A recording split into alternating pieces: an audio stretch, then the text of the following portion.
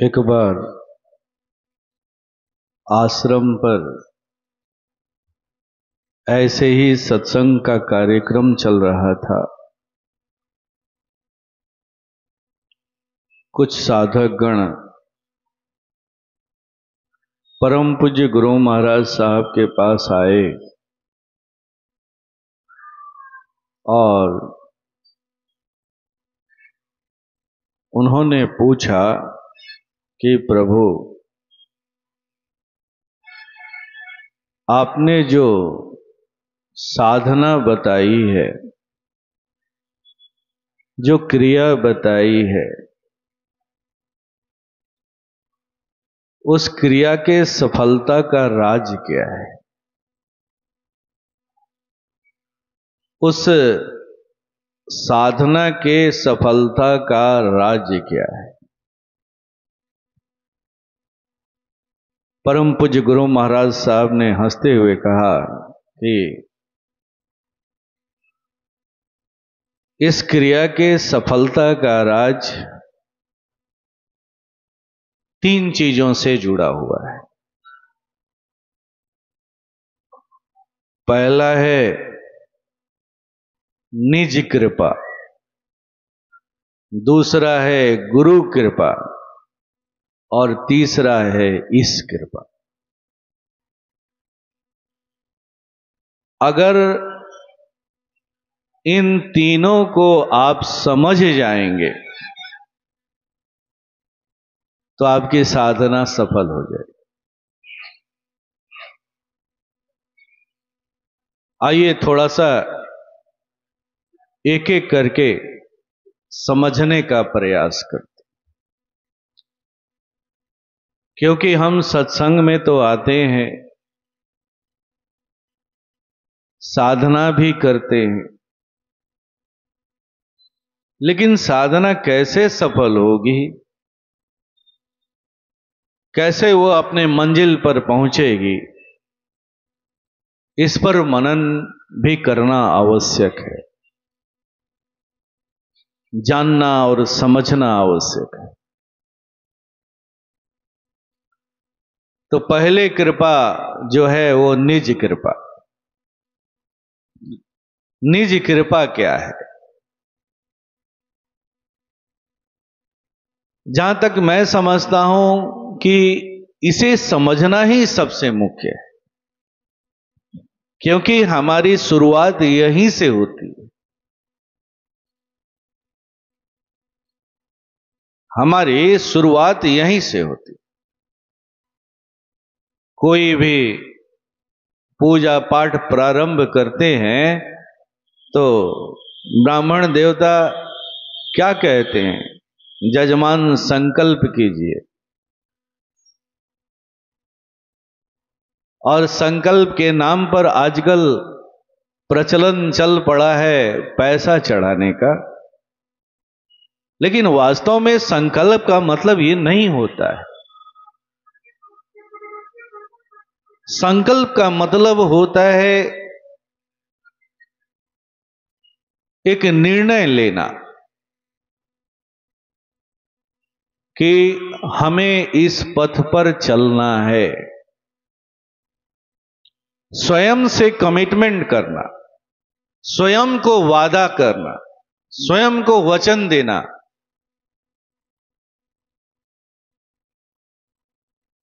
कि हमें सत्य की खोज में निकलना है, हमें उस लक्ष्य को प्राप्त करना है। ये पहला शुरुआत यहीं से होता है, एक संकल्प करना। अक्सर हम संकल्प ही नहीं कर पाते, हमेशा ढुलकते रहते हैं। वो ऐसा कर रहा है तो हम भी वैसा करें, वो ऐसा कर रहा है तो हम भी वैसा करें। हम निर्णय ही नहीं कर पाते हैं कि अगर हम इस रास्ते पर आए हैं तो किस लिए आए, क्यों आए हैं, हमारा लक्ष्य क्या है, हमारा लक्ष्य क्या है, इसका ही निर्णय नहीं कर पाते। अपने लक्ष्य का चुनाव करना, उस पर चलने के लिए एक व्रत का पालन करना, निर्णय लेना, यही है निज कृपा, यही है निज कृपा। जब हम अपने लक्ष्य पर केंद्रित नहीं होते हैं तो हमारी दशा क्या होती है। ठीक, बहुत सुंदर एक महाभारत का उदाहरण है कर्ण का जीवन। कर्ण के जीवन को आप देख ले, इतना महान चरित्र है उसका। दूर दूर तक कोई साधु सन्यासी ऋषि मुनि तक उसके करीब नहीं दिखते। त्यागी, तपस्वी, दानवीर, सारे गुण पड़े। जब उसको युद्ध में अर्जुन का बाण लग जाता है, मृत्यु शैया पर जब वो होता है, तो भगवान कृष्ण उसके करीब जाते। वो भगवान कृष्ण से पूछता है कि हे माधव, हमसे भूल कहां हुई। क्योंकि अक्सर जब हम मृत्यु शैया पर होते हैं ना, तो ये बातें याद आती, अपना पूरा जीवन याद आता है। एक सरसरी निगाह पड़ती है और वो पूछता है। भगवान कृष्ण ने कहा कि तुमने एक ही जगह भूल की है। वो भूल क्या है? तो तुम अपने लक्ष्य पर ठहर नहीं पाए।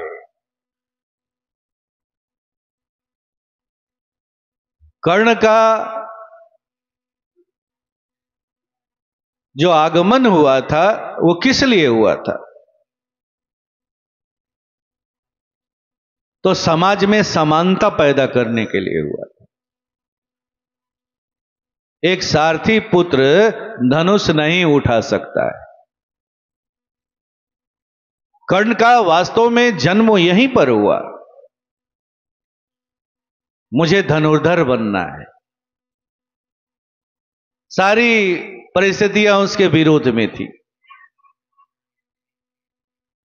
मुझे समानता पैदा करना है, मुझे भी ये हक चाहिए।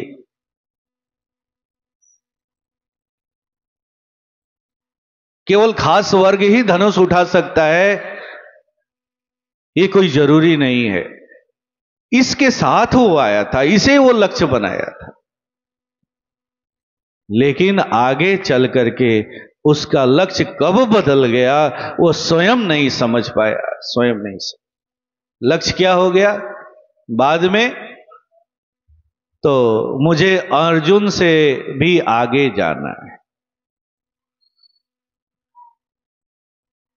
चला था समाज में समानता पैदा करने के लिए, समानता का संदेश देने के लिए, और लक्ष्य कब बदल गया वो समझ नहीं पाया। और महान कर्ण मारा गया। तो यही होता है, लक्ष्य का चुनाव करना, यही है निज कृपा। अपने लक्ष्य पर ठहरना। हमारे परम पूज्य गुरु महाराज साहब ने सबसे बड़ा सूत्र दिया। उन्होंने क्या कहा कि यम ही मुख्य है और 5 यम हैं। 5 यमों में से किसी एक यम को लक्ष्य बना लो और तब अपने साधना का शुरुआत करो। यह बहुत बड़ा सूत्र है। अगर साधना प्रारंभ होती है तो यहीं से होती है, इसके पहले साधना नहीं होती है, नहीं होती है। वो 5 यम क्या है? तो सत्य, अहिंसा, अस्तेय, अपरिग्रह और ब्रह्मचर्य। इन 5 में से किसी एक को चुनो। अपने प्रकृति और स्वभाव के अनुसार तुम्हें जो भी सूट कर रहा है उसे चुनो, उसे अपने जीवन से जोड़ो, उसे लक्ष्य बनाओ। तब जब साधना की शुरुआत करोगे तो साधना करने से जो ऊर्जा मिलेगी, जो शक्ति मिलेगी, उसी गुण को बढ़ाते चली जाएगी, बढ़ाते चली जाएगी, बढ़ाते चली जाएगी, और एक दिन वो साधना सफल हो जाएगी। सफल, तुम उस मंजिल पर पहुंच जाओगे। आइए उनको भी एक एक करके हम समझने का प्रयास करते। हमारे जितने भी आदर्श पुरुष हुए, सफल महामानव हुए, अगर आप उनके जीवन को देखेंगे तो पाएंगे कि उन्होंने कोई एक यम को सिद्ध किया है, अपना लक्ष्य बनाया है। भगवान बुद्ध के जीवन को देखें, उन्होंने अहिंसा को चुना, अहिंसा को लक्ष्य बनाया। राजा हरिश्चंद्र को देखें, उन्होंने सत्य को लक्ष्य बनाया। अस्तेय, तीसरा जो लक्ष्य है वो अस्तेय है। अस्तेय का सबसे बड़ा उदाहरण कौन है? तो एकलव्य। आज एकलव्य के महानता का गुण जो गाया जाता है, क्यों गाया जाता है? उसने अस्तेय को धारण किया। अस्तेय का मतलब होता है चोरी नहीं कर, बिना इजाजत उस चीज को नहीं लेना। और उसके जीवन में जो भूल थी वो यही थी। वो द्रोणाचार्य से धनुर्विद्या सीखना चाहता था, उन्होंने इजाजत नहीं दी। उनकी उन्होंने मूर्ति बनाया और अपने प्रयास में लग गया और उनके सारे विद्या को अपने अंदर में उतार लिया। यहां तक तो ठीक है, लेकिन एकलव्य की महानता इससे नहीं गाई जाती है।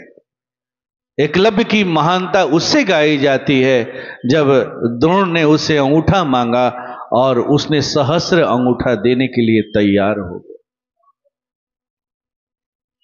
ये गुण अब एकलव्य को महान बनाता है। इतना सबल होने के बाद भी चाहता तो नहीं दे सकता था, क्या कर लेते?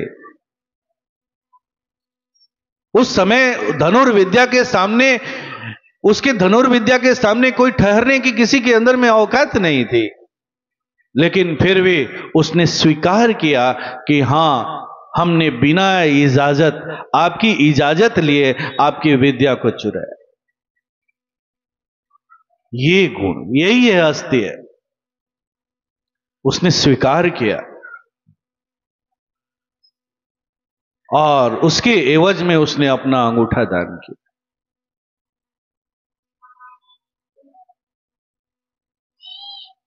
और महान बन गया। तो कहने का मतलब है कि ये हैं यम। अपरिग्रह को देखे, जो चौथा यम है अपरिग्रह।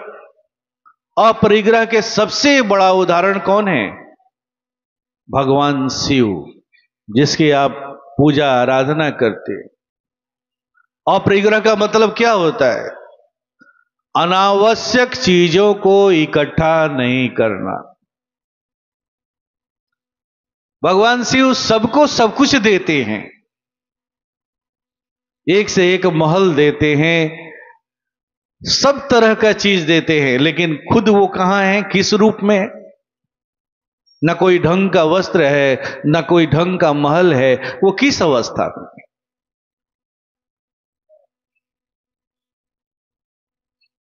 अपरिग्रह का मतलब एक और चीज होता है, हमेशा वर्तमान में रहना।